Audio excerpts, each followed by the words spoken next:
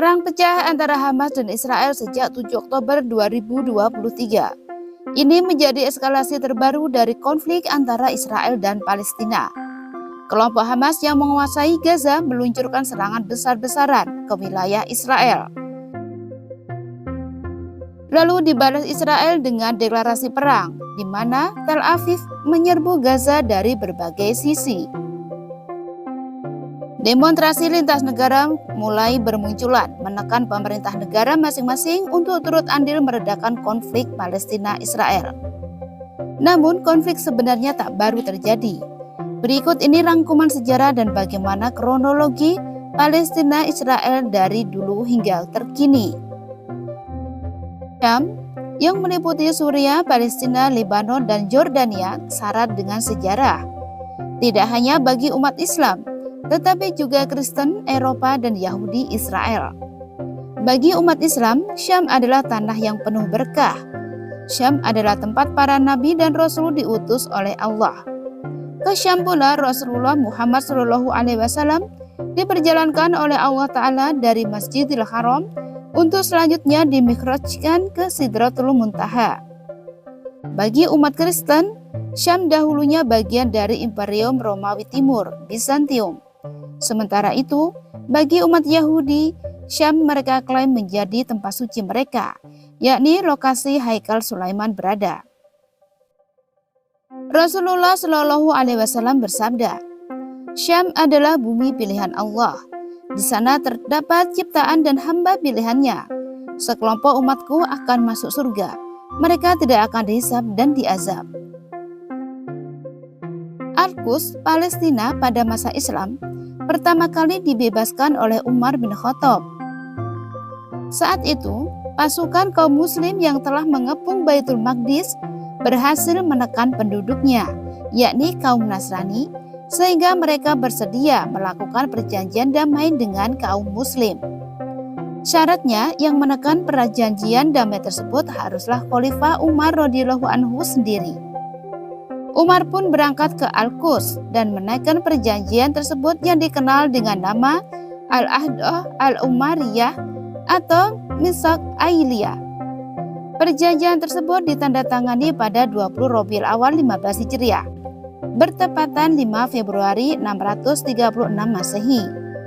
Dengan perjanjian ini, Baitul Maqdis telah resmi dibebaskan oleh kaum muslim, sekaligus menandai berakhirnya kekuasaan Romawi di Syam. Seluruh wilayah Syam pun menjadi milik kaum muslim hingga hari akhir. Tanahnya adalah tanah Kharajiyah dan status politiknya berada di bawah perlindungan khilafah. Pembebasan tanah Palestina juga dilakukan oleh Salahuddin Al-Ayyubi pada hari Jumat 27 Rajab 583 Hijriah, bertepatan dengan 2 Oktober 1187, pasukan Islam yang dipimpin Salahuddin Al-Ayyubi sukses merebut kota Al-Quds dan membebaskan Baitul Maqdis. Pasukan salib berhasil dipukul telak. Tahun 1902, Theodor Herzl membujuk Sultan Hamid II melalui delegasinya seorang pendeta bernama Moshe Levi. Tujuannya tidak lain adalah agar Sultan Hamid II luluh dan berkenan menjual pemukiman warga Palestina kepada kaum Yahudi. Sultan Hamid II menolak tawaran yang disampaikan delegasi Theodor Herzl itu. Sizden tek isteğim Kudüs'ten bir avuç toprak satmanız.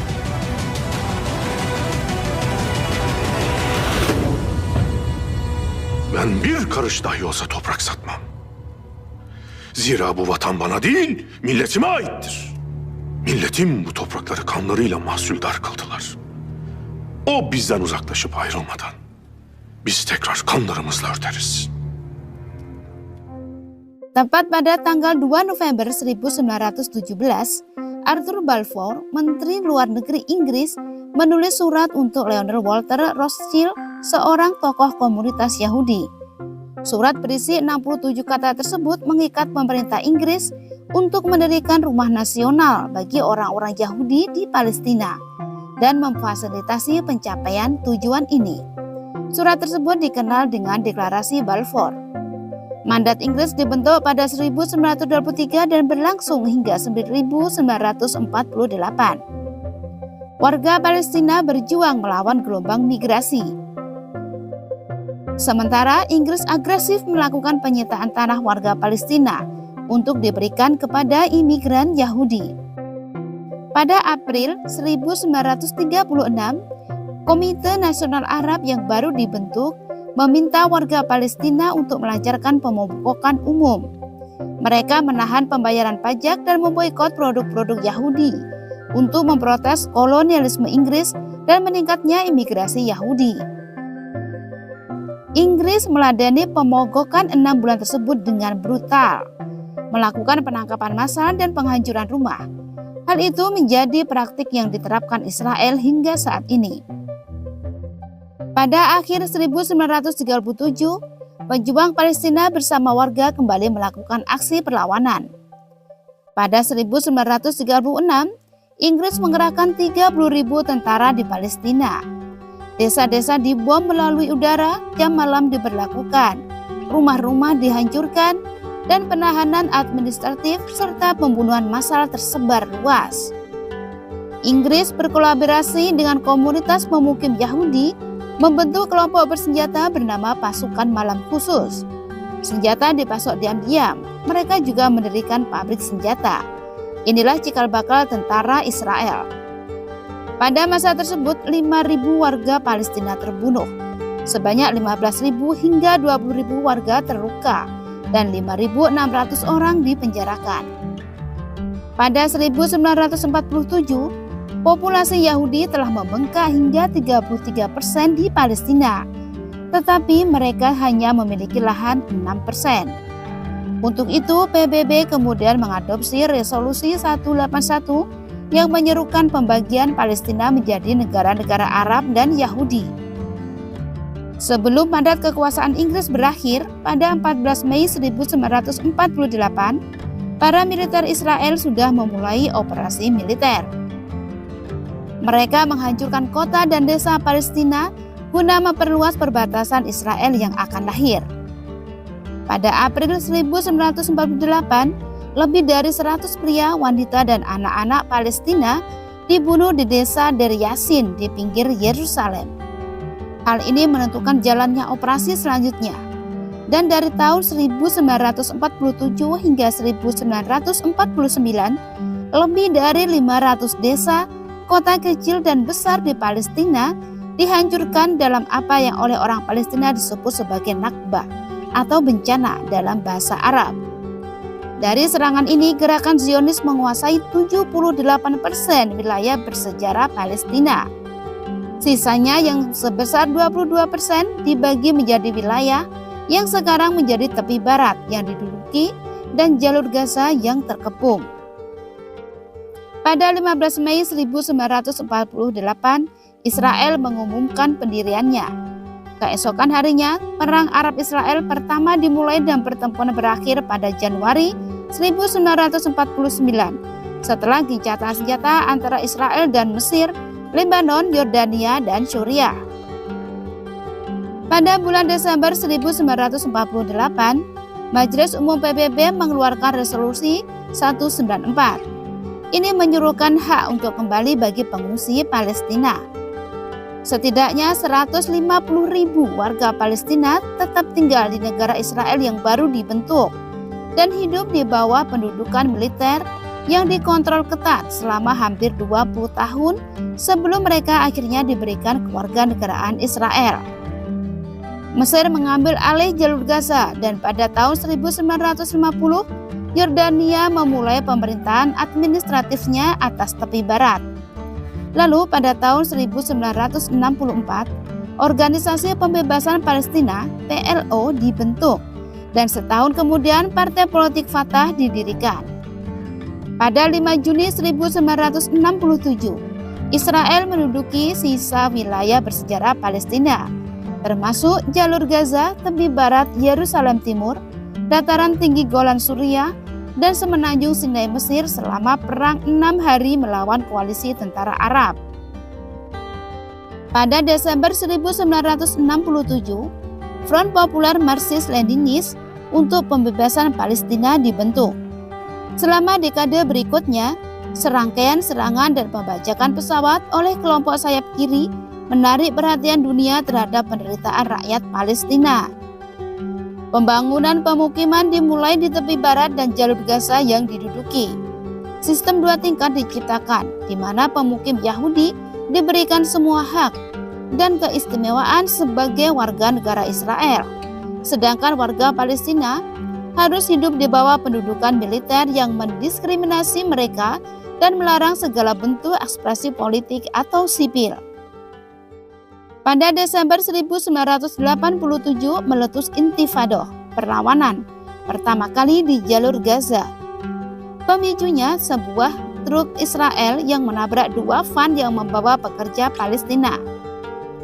Protes menyebar dengan cepat ke tepi barat dengan pemuda Palestina melemparkan batu ke tank dan tentara Israel. Hal ini juga menyebabkan berdirinya gerakan Hamas, sebuah cabang dari Ikhwanul Muslimin yang terlibat dalam perlawanan bersenjata melawan pendudukan Israel. Respon keras tentara Israel dirangkum dalam kebijakan patah tulang mereka yang dianjurkan oleh Menteri Pertahanan saat itu, Yitzhak Rabin. Aksi ini mencakup pembunuhan mendadak, penutupan universitas, deportasi aktivis, dan penghancuran rumah. Intifada berakhir dengan penandatanganan Perjanjian Oslo pada tahun 1993 dan pembentukan Otoritas Palestina atau PA, sebuah pemerintahan sementara. Pemerintahan mandiri terbatas di wilayah pendudukan tepi barat dan jalur Gaza. Pada tahun 1995, Israel membangun pagar elektronik dan tembok beton di sekitar jalur Gaza, menghentikan interaksi antara wilayah Palestina yang terpecah. Intifada kedua dimulai pada 28 September 2000 ketika pemimpin oposisi Partai Likud Israel, Ariel Sharon, melakukan kunjungan provokatif ke kompleks Masjid Al-Aqsa. Saat itu ribuan pasukan keamanan dikerahkan di dalam dan sekitar kota tua Yerusalem. Selama Intifada, Israel menyebabkan kerusakan yang belum pernah terjadi sebelumnya terhadap perekonomian dan infrastruktur Palestina. Israel menduduki kembali wilayah yang diperintah oleh PA dan memulai pembangunan tembok pemisah yang seiring dengan maraknya pembangunan pemukiman menghancurkan mata pencaharian dan komunitas warga Palestina. Pemimpin PLO Yasser Arafat meninggal pada tahun 2004. Setahun kemudian, Intifada kedua berakhir.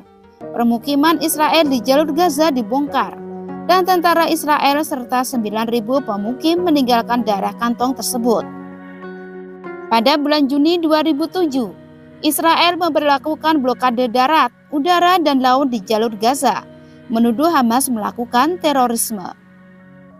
Israel telah melancarkan 4 serangan militer berkepanjangan di Gaza, yakni di tahun 2008, 2012, 2014, dan 2021. Ribuan warga Palestina telah terbunuh, termasuk banyak anak-anak, dan puluhan ribu rumah, sekolah, dan gedung perkantoran telah hancur.